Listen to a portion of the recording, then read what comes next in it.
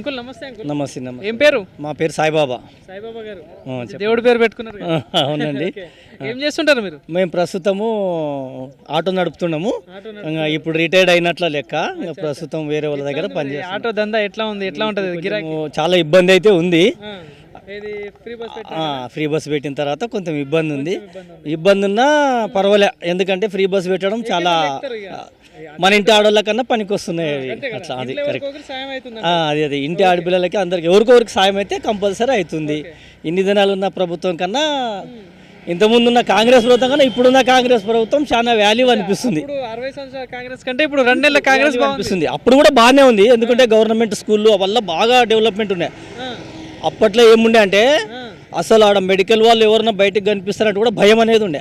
ఇప్పుడు అవి లేకుండా అయినాయి. కానీ అవి కూడా ఇప్పుడు రాను అన్ని క్రమశిక్షణ వచ్చి ఈ కరెన్సీ లేకుండా, అంటే ఏమంటారు దాన్ని, కబ్జాలు లేకుండా, అవినీతి కాకుండా, లంచగొండితనం లేకుండా పరిపాలన చేస్తే ఇంతకన్నా ధన్యులు ఎవరు ఉండరు.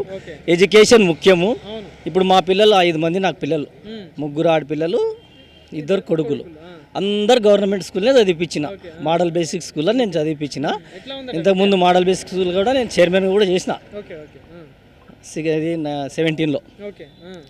ఇప్పుడు వచ్చేసి మా పిల్లలు ఒకరు బీటెక్ అయిపోయింది, జాబ్ కొరకు సెర్చ్ చేస్తున్నారు, ఒకరు పీజీ అయిపోయింది. గత ప్రభుత్వంలో జాబ్స్ అంటే గుర్తొచ్చింది. గత ప్రభుత్వంలో ఇంటింటికి ఉద్యోగం ఇస్తా అన్నాడు కేసీఆర్. అటు సెంట్రల్లో మోడీ ఏమో 2 కోట్ల ఉద్యోగాలు ఇస్తా అన్నాడు. మరి ఏం రాలేదా మీకు? ఇంతవరకు ఎవరికి రాలేదు. ఇప్పుడు అదే చెప్తున్నా, మా పిల్లలు 5 మంది చదువుతూనే ఉన్నారు ఇంకా. ఇప్పుడు కూడా ఇప్పుడు బీటెక్ అయిపోయిన వాళ్ళు 2 ఉన్నారు. ఒకరు ఇప్పుడు ఫైనల్ ఇయర్, ఇప్పుడు ఒకరు అయిపోయిన వాళ్ళు ఉన్నారు. ఇప్పుడు బీటెక్ అయిపోయిన వాళ్ళు మా పిల్లలు 2 ఉన్నారు. ఇంకొక ఆయన ఇప్పుడు సెకండ్ ఇయర్. మొత్తం గవర్నమెంట్ స్కూల్ చదివినారు. ఎంబీఎస్ కాలేజీలో టాపర్ నా కూతురు. ఇప్పుడు పీజీకి సీట్ కొట్టింది, ఉస్మానియాలో చదువుతుంది. Already PG first year. ఇప్పుడు ఆయమనే ఫోన్ చేసింది. సరే, నేను తర్వాత మాట్లాడతా ఆయమతో. అయితే ఇప్పుడున్న పిల్లలకన్నా కనీసం జాబ్లు వస్తే, కనీసం చదువుకున్న పిల్లలకి, మా పిల్లలకని కాదు ప్రతి ఆడపిల్లలకి కానీ చదువుకున్న పిల్లలకి ఇప్పుడు ఆర్థిక సాయం చేసినా కూడా సంతోషం ఉంటుంది. కంపల్సరీ ఇప్పుడు వచ్చిన కాంగ్రెస్ ప్రభుత్వం 2 నెలలు పూర్తి చేసుకుంది. మరి 100 రోజుల్లో హామీలన్నీ పూర్తి చేస్తా అని చెప్పింది. సో ఎట్లా అనిపిస్తుంది మరి మీకు? ఇప్పటికి చేసిన కాడికైతే చాలా సంతోషం అనిపిస్తుంది. ఎందుకంటే ఇంతకుముందు కన్నా ఇప్పుడు కనీసం ప్రజెంట్గా కనిపించే అమౌంట్ ఏముంది, ఆర్టీసీ బస్సు ఎక్కితే దిగితే ఉంది. సరే, దాంట్లో మళ్ళీ అడిషనల్ ఖర్చు కావచ్చు మందికి, అయినా అదైతే ప్రజెంట్గా అయితే ప్రతి ఒక్కరి ఇంటి ఆడోళ్లకు జాబ్ ప్యాకెట్ మనీ అవుతుంది. అదొకటి గ్యారెంటీ. మరి ఇప్పుడు మహబూబ్ నగర్ విషయాన్ని చూసుకుంటే మళ్ళీ పార్లమెంట్ ఎన్నికలు వస్తున్నాయి. మహబూబ్ నగర్ పార్లమెంట్ నియోజకవర్గంలో ఈసారి ఏ పార్టీ గెలిచేటట్టు ఉంది? ఎవరు గెలిస్తే బాగుంటుంది, ఇంకే అభివృద్ధి అవుతుంది అనుకుంటున్నారు? ఇప్పుడు ఇలా అభివృద్ధి కావాలా అంటే ఇప్పుడు ఇదే ప్రభుత్వం కంపల్సరీ మళ్ళీ కూడా ఫామ్ చేస్తేనే అభివృద్ధి అనేది కావాలి. కాకపోతే నెక్స్ట్ 5 years తర్వాత అందరం చూపిస్తాం ప్రాబ్లం. కానీ ఇప్పుడు మాత్రం ప్రజెంట్గా మొత్తం ఎంపీలు ఎన్ని ఉంటే అన్ని కంపల్సరీ వస్తేనే దానికి మన కాంగ్రెస్ ప్రభుత్వానికి, మన రాష్ట్రానికి కూడా వాల్యూ ఉంటుంది. ఇప్పుడు గవర్నమెంట్ స్కూల్ కూడా మంచి మార్పిడి చేస్తామన్నారు.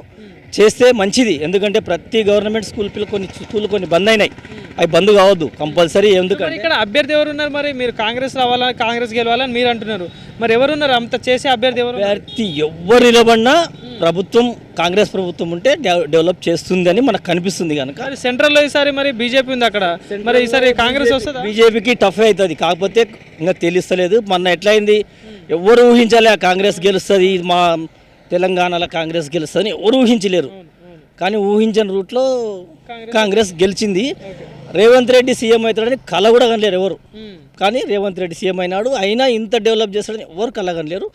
అయినా రేవంత్ రెడ్డి మంచి పోటీ ఎట్లా ఉంటుంది అంటారు? ఇక్కడ పోటీ విషయంలో చూసుకుంటే 3 పార్టీలకి పోటీ అంటే టగ్ ఆఫ్ వార్ ఉండొచ్చు. ఎందుకంటే ఇప్పుడు ఎట్లుంది, అన్ని పార్టీలు బాగానే టగ్ ఆఫ్ వార్ ఉండొచ్చు. కానీ సేమ్ మన ఎట్లా జరిగిందో అలానే జరగవచ్చు.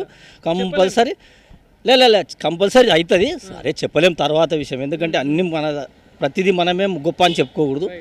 పరిపాలన మాత్రం 100% ఇప్పుడు వరకు అయితే బాగానే ఉంది. నెక్స్ట్ ఇప్పుడు ఉండేది కూడా, ఇప్పుడు ఇవి చేసేటి కూడా కొన్ని పథకాలు ఉన్నాయి. అన్నీ ఖచ్చితంగా చేస్తేనే బాగుంటుంది. Right uncle, right. Thank you.